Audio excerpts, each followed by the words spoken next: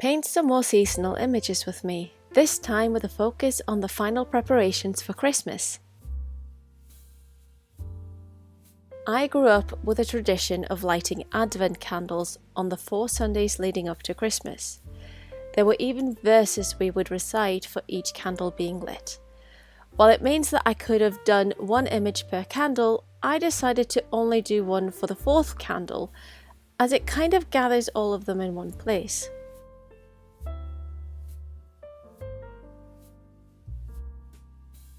The focus of this entire series was to create some light-hearted imagery, and it was a way to kind of celebrate my heritage and the Christmas traditions I grew up with. Though most of all, I wanted these images to be kind of fun, and I tried to add both humorous and nostalgic elements to the images. This one for me is more humorous yet heartwarming, as the Nissa father and daughter are working together to light the candles.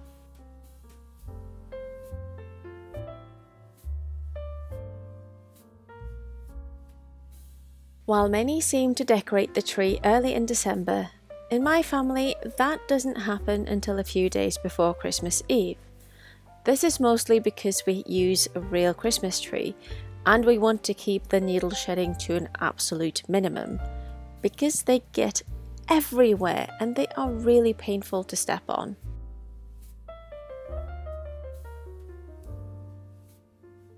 If you celebrate Christmas, when do you put up your tree? And do you prefer real trees or fake ones? You can't really have a Christmas tree without baubles, or at least that's my opinion. And personally, I'm not yet used to the plastic ones, though I fully understand how practical they are if you have children or pets. And while it sucks that the glass baubles are so fragile, that doesn't mean they should be locked away where you can't enjoy them. So if it's too risky to put them on the tree, see if there's another less risky place for them to be displayed.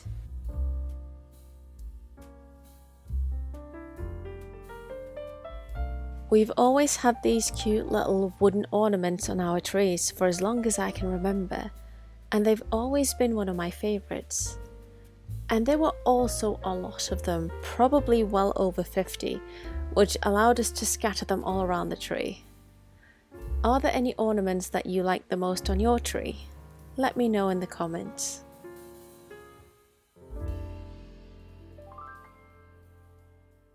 I have to say that there's one thing I struggled with when it comes to this series, and that is making sure that the characters have a consistent size.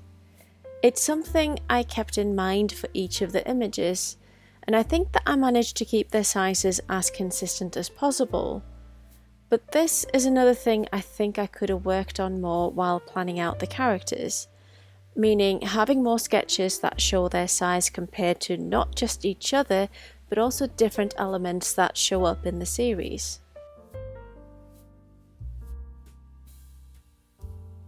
Handmade projects seems to be a topic for the holidays, as kids are often encouraged to make decorations in kindergartens and schools. So for that reason alone, a braided paper basket had to be featured in the series as well.